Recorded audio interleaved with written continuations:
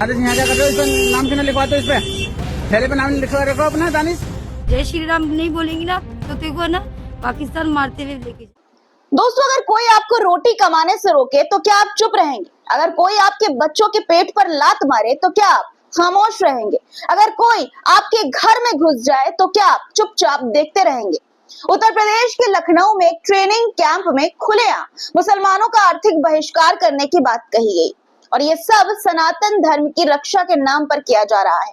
इसके पीछे कौन लोग हैं, क्या मामला है, आगे आपको बताऊंगी। मुंबई में किस तरह से बजरंग दल के लोग मुसलमानों के घर में घुस रहे हैं, ये भी दिखाऊंगी। अयोध्या में दंगा कराने की साजिश का बड़ा खुलासा हुआ है। पुलिस ने कई लोगों को गिरफ्तार भी किया है। पूरा मामला क्या है बताऊंगी आगे। जिसने हमें संविधान दिया, जिसने हमें बराबरी का हक दिया, आज उसी बाबा साहेब अम्बेडकर के पोस्टर को फाड़ा जा रहा है। मामला क्या है बताऊंगी आगे। हेमंत बिस्वा शर्मा ने महिलाओं को लेकर घिनौना बयान दिया है। एक बार फिर से विवादों में घिर गए हैं और विपक्ष से लेकर आम लोग तक उनको निशाने पर ले रहे हैं। सब कुछ आपको आज के इस वीडियो में, हर एक खबर, जरूरी खबर जो आपको जाननी चाहिए बताने वाली हूँ, इसलिए पूरा वीडियो जरूर देखिएगा और चैनल को सब्सक्राइब नहीं किया है कर लीजिए। वीडियो शुरू करने से पहले गुजारिश की लाइक जरूर से कर दिया करिए वीडियो। दोस्तों चलिए अब शुरू करते हैं वीडियो। द लाइव टीवी, सच सबसे आगे। आदाब दोस्तों, मेरा नाम है मिसबाह खान और आप मुझे द लाइव टीवी पर देख रहे हैं। मोदी जी, आज मैं आपसे एक बात कहना चाहती हूँ। मुसलमानों को बीजेपी से कोई दिक्कत नहीं है। दिक्कत है उस सोच से जो मुसलमानों के खिलाफ है और समर्थन करती है उन हिंदुत्ववादियों का जो मुसलमानों का बहिष्कार करने की बात करते हैं। बजरंग दल की यही सोच है।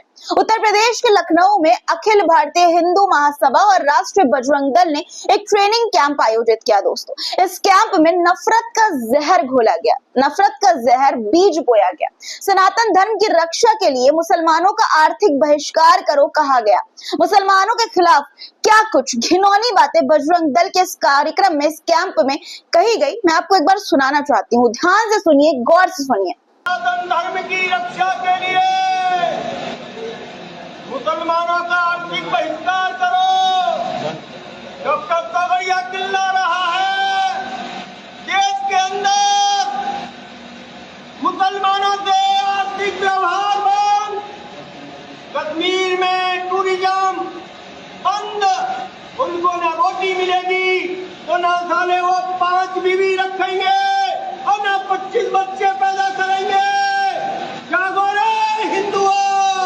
मतलब साफ है, मुसलमानों से सामान मत खरीदो, उनके होटलों में मत खाओ, उनके कारोबार को नुकसान पहुंचाओ, यानी उनका आर्थिक बहिष्कार करो। सवाल ये है कि क्या देश में धर्म की आड़ में अब रोजगार छीनने की राजनीति होगी? क्या कोई भी संगठन ये तय करेगा कि कौन व्यापार करेगा और कौन भूखा रहेगा? भारत का संविधान कहता है कि हर नागरिक को बराबर का हक है, रोजगार का हक है, लेकिन ये ट्रेनिंग कैंप संविधान की सीधी अवहेलना कर रहे हैं। दोस्तों आप सोचिए, जब नफरत के ऐसे बीज बोए जाते हैं तो समाज में क्या उगेगा? भय, हिंसा, बेरोजगारी, जाहिर सी बात है। मोदी जी, आप तो ये कहते हैं कि बीजेपी मुसलमानों के खिलाफ नहीं है, आप मुसलमानों के इस्लाम के खिलाफ नहीं है, आप मुसलमानों का उत्थान करने की बात करते हैं, विपक्ष पर निशाना साधते हैं कि उन्होंने मुसलमानों के लिए क्या किया, आप उनकी जिंदगी को सुधारने की बात करते हैं। तो देखिए ना, ये बजरंग दल के लोग तो आपकी भी नहीं सुन रहे हैं। अब तो आपको इनके खिलाफ कार्रवाई करनी ही चाहिए। क्यों? क्योंकि दोस्तों, नफरत का बीज ये लोग हर रोज बो रहे हैं और माफ कीजिएगा मोदी जी, ये कहना पड़ रहा है कि इन्हें बढ़ावा बीजेपी के नेताओं की वजह से ही मिल रहा है, क्योंकि कई ऐसे नेता है भारतीय जनता पार्टी में जो मुसलमानों के खिलाफ जहर उगलते हैं, खुलेआम जहर उगलते हैं। मोदी जी, पहले आप उनकी नकेल कसिए, अपने नेताओं की नकेल कसिए, उसके बाद बजरंग दल और बाकी संगठनों को लाइन में लगाइए जो नफरत फैलाते हैं और फिर कहिए कि मुसलमानों के साथ हैं आप, मुसलमानों के लिए काम करना चाहते हैं आप। तब मुसलमान आपको सुनेगा भी और आपको जिताएगा भी। क्यों दोस्तों, सही कह रही हूँ ये गलत? देखते हैं अब सरकार इन लोगों पर कार्रवाई करेगी या सिर्फ मुस्कुरा कर तमाशा देखेगी। अब एक और वीडियो में आपको दिखाना चाहती हूँ एक गरीब मुसलमान के पेट पर लात मारने की। पहले आप वीडियो देखिए। यहाँ क्या कर रहे हो? इस पर नाम क्यों लिखवाते हो? इस पे थैले पे नाम लिखवा रखो अपना। दानिश यार बड़ा भाई सबको पता है तो क्या पता है सबको? क्या पता है? इस पर नाम लिखो, इस पे तुम मुल्ले हो।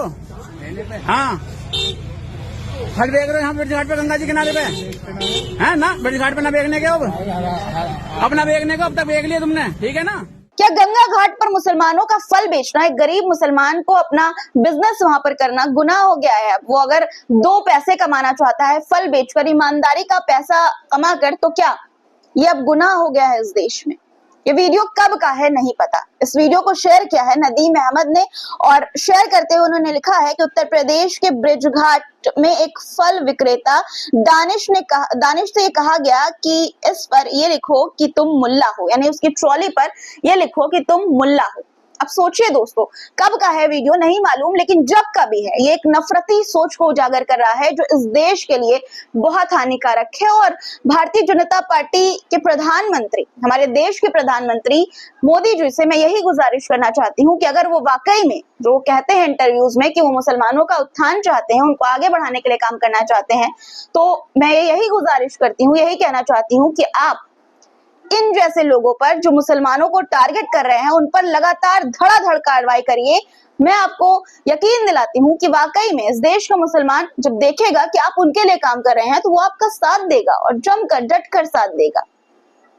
एक तरफ मुसलमानों के बहिष्कार की बात कही जा रही है, दूसरी तरफ मुसलमानों को इस तरह से प्रताड़ित किया जा रहा है। और अब एक और तीसरा मामला, तीसरी वीडियो में आपको दिखाना चाहती हूँ मुसलमानों के खिलाफ जहर का बीज बोने का। मामला मुंबई का है, सांता क्रूज का मामला है। ये 26 अप्रैल को ये घटना हुई। द मुस्लिम ने एक वीडियो शेयर किया अपने सोशल मीडिया प्लेटफॉर्म एक्स पर, और वीडियो शेयर करते हुए ये बताया कि मुस्लिम समुदाय के घरों को निशाना बनाते हुए बजरंग दल के सदस्यों ने घृणा भरे सांप्रदायिक नारे लगाते हुए दरवाजे तोड़कर घरों में घुसने की कोशिश की। 2 पक्षों में विवाद के बाद हिंदुवादी संगठनों ने मुस्लिम घरों को निशाना बनाया। तस्वीरें मैं आपको दिखाना चाहती हूँ, देखिए कि किस तरह से मुसलमानों के घर में ये लोग बिना किसी गैरत के घुसते हुए नजर आए। क्या इनको इतनी भी तमीज नहीं कि घर में घुसने से पहले किसी की बहन बेटियां घर में होती हैं? क्या कौन क्या कर रहा है अपने घर में नहीं मालूम। और जब मुंबई जैसे जहां पर इतने छोटे छोटे घर होते हैं, आप उस घर में किस इरादे से घुस रहे हैं, ये बड़ा सवाल है। देखिए पहले आप वीडियो।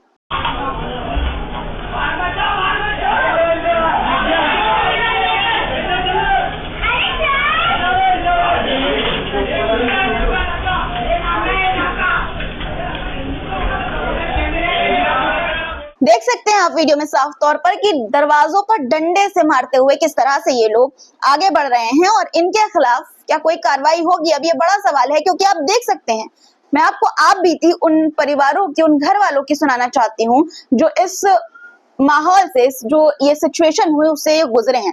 सुनिए पहले आप इन लोगों की बातें। तो डायरेक्ट आए और मुझे गंदी से गंदी आशीष गाली दी। जय श्री राम बोली क्या नहीं बोलेंगी तो मेरा हिजाब खींचे पहले। शरीफा डॉक्टर उनके अंदर, उन्होंने मुझे अंदर लिए। जय श्री राम नहीं बोलेंगी ना तो तेरे को ना पाकिस्तान मारते हुए लेके जाएंगे। बोर्ड पे भी मारे, ट्यूबलाइट पे भी मारे, और प्लस मेरा दरवाजा भी खींचे और तोड़ने की कोशिश की पूरी। इसके लिए हम लोग को कंप्लेंट करनी है, FIR करनी है। बोले FIR ऐसा थोड़ी ना होती है। बच्चों लोग को, औरतों को, सबको टॉर्चर किया जा रहा था, तोड़ फोड़ की जा रही थी। पुलिस सिर्फ उनके सपोर्ट में थी। अब हम लोग सेफ नहीं है। हम लोग ने आज तक गली में कभी ऐसा हुआ नहीं। हिंदू मुस्लिम का लेकर त्योहार भी होता तो साथ में करते। अरे ये मुसलमान है, इसको मारा तो 30 लोगों ने मिलके मारा। जबकि यहाँ पे कुछ हमारे दोस्त हिंदू ऐसे भी है जो हमारे साथ खेल कूद के बड़े हुए हैं, हमारे साथ एक थाली में खाए। सोशल मीडिया पर दोस्तों अशरफ हुसैन ने इन लोगों के बयान को शेयर किया जो इन्होंने आप बीती बताई, और शेयर करते हुए उन्होंने ये लिखा कि मुंबई के सांता क्रूज में मुस्लिम समुदाय के लोगों का गंभीर आरोप है कि हिंदू संगठन की रैली के बाद मुस्लिम घरों को निशाना बनाया गया, धार्मिक नारेबाजी हुई, हिजाब खींचते हुए गालियां दी गई, धार्मिक नारे लगाने को कहा गया। मामला पहलगाम आतंकी हमले के बाद प्रोटेस्ट से शुरू हुआ, जहां बताया जा रहा है कि पाकिस्तान के झंडे के साथ साथ फिलिस्तीन का झंडा भी चिपकाया गया, जिसके बाद कुछ मुस्लिम फिलिस्तीन के झंडे को लेकर आपत्ति जताने लगे और कहा सुनी विवाद में बदल गई। आप सोचिए दोस्तों कि किस तरह की चीजें इस देश में इस वक्त हो रही है कि किसी के घर में ये बजरंग दल के जो गुंडे हैं वो इस तरह से घुस जा रहे हैं। और जब FIR कराने जाओ, जैसा कि इस महिला ने आपने सुना कि FIR तक ऐसे कैसे हो जाएगी, FIR ये कहा जाता है। तो इसलिए इन सब चीजों पर भी सरकार को ध्यान देना चाहिए और इनकी नकेल कसनी चाहिए, इनको टाइट करना चाहिए और ऐसी सजा देनी चाहिए जो अराजक तत्व हैं वो इस तरह की गलती दोबारा करने की हिम्मत ना कर सकें। अब अगली खबर पर आते हैं दोस्तों। मुसलमानों के साथ साथ दलित भी निशाने पर हैं। परशुराम जयंती की शोभा यात्रा के दौरान डॉक्टर भीमराव अंबेडकर के पोस्टर को काटा गया, फाड़ा गया। इस तरह से मैं आपको पहले तस्वीरें दिखाना चाहती हूँ। देखिए आपकी स्क्रीन पर तस्वीरें।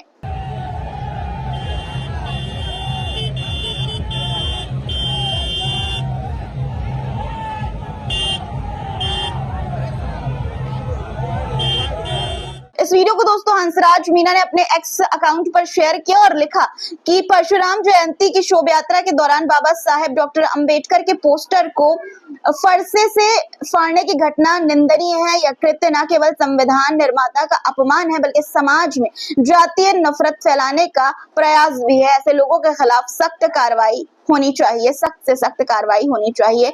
एक और यूजर है दोस्तों जो लिखते हैं कि भारत को जितना खतरा आतंकवाद से है उससे ज्यादा देश में मौजूद जातिवादी जातंकवादियों से है।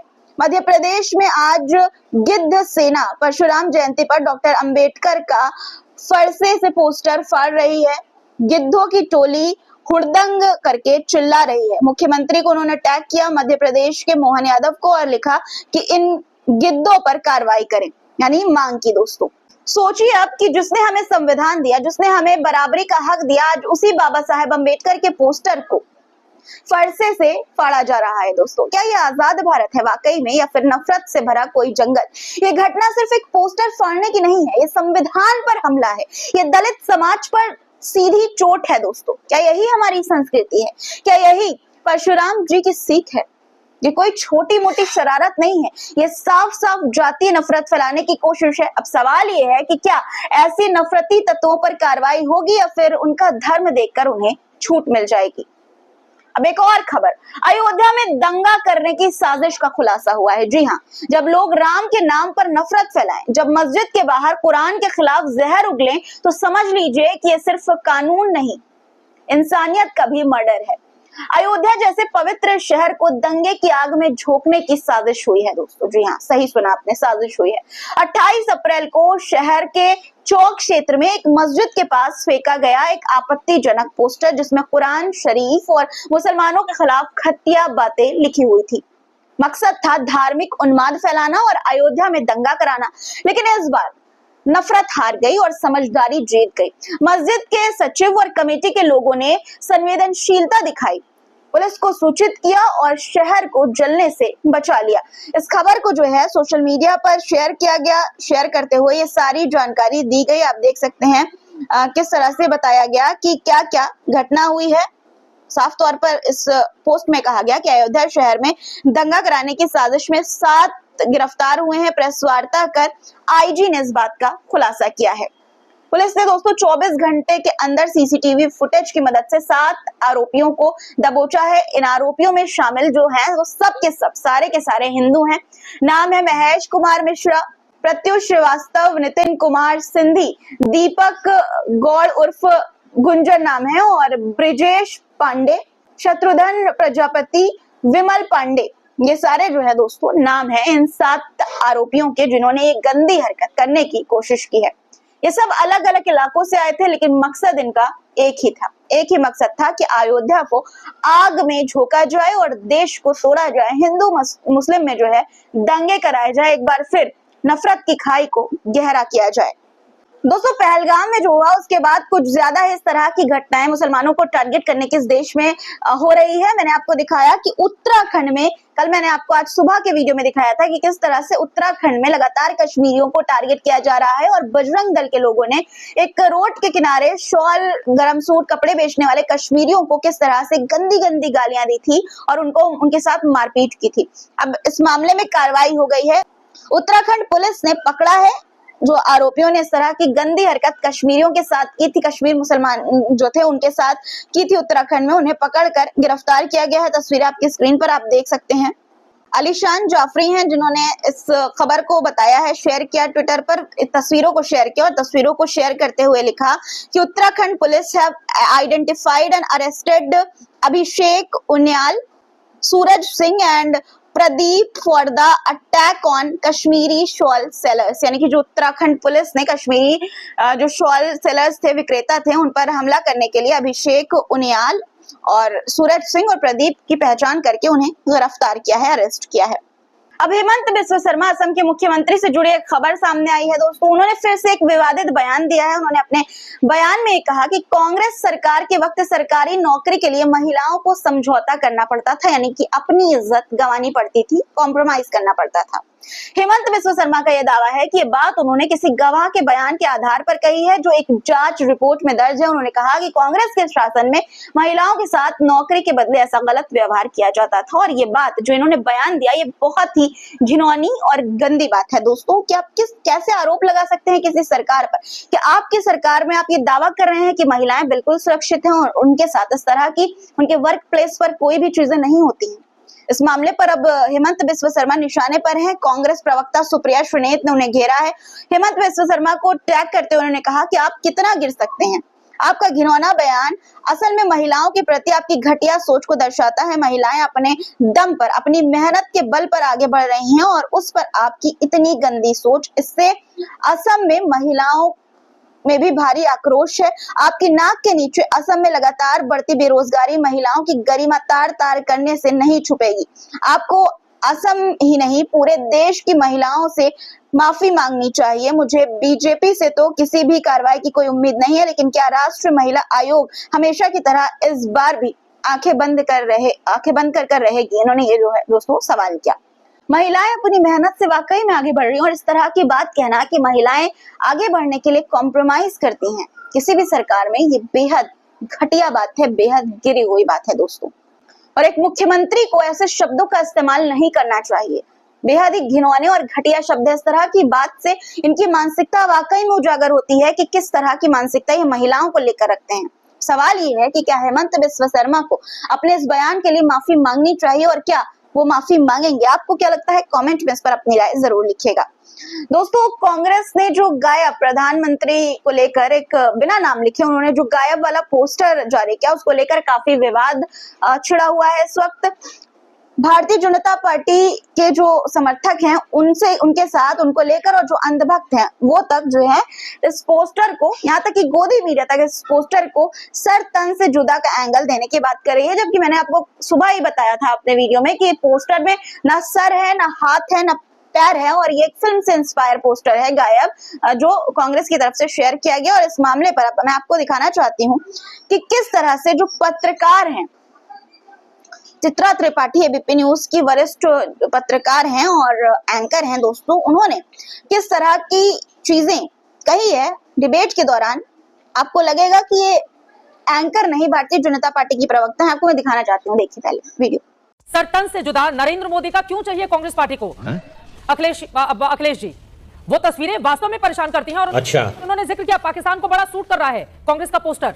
अखिलेश जी, इस वीडियो को शेयर करते हुए कपिल शर्मा नाम के यूजर लिखते हैं कि देख रहे हो ना विनोद, इन डॉगी मीडिया की पत्रकारिता हिंदू मुसलमान से होते हुए अब कांग्रेस और पोस्टर पर आ गई है। लेकिन कुछ भी हो जाए, चाहे 26 मरे या 2600, सरकार से सवाल नहीं करेंगे ये पत्रकार। अब सोचिए दोस्तों, थू उन्होंने कहा कि ऐसी पत्रकारिता पर है। वाकई में सवाल जहां करने चाहिए कि पहलगाम में सुरक्षा में चूक कैसे हुई, सवाल जहां करना चाहिए सरकार से कि आपकी सरकार होते हुए, हिंदुओं की सरकार होते हुए, हिंदू सुरक्षा की दावा करने वाली सरकार होते हुए इस तरह की चीजें हिंदुओं के साथ कैसे हो सकती है। लेकिन नहीं, मीडिया ये सवाल नहीं करेगा। उसको ज्यादा इंटरेस्ट ये है कि कांग्रेस ने पोस्टर जारी कर दिया और उसको सर तन से जुदा का एंगल देने में ये लोग लगे हुए हैं। फिलहाल आज के लिए इतना ही। आज की खबरों पर आपकी क्या राय है कमेंट में जरूर लिखिएगा। चैनल को सब्सक्राइब नहीं किया है तो फटाफट सब्सक्राइब कर लीजिए, लाइक करके ही जाइएगा। फिर मुलाकात होगी कुछ नए मुद्दों के साथ। अब तक अपना ख्याल रखिएगा। खुदा हाफिज।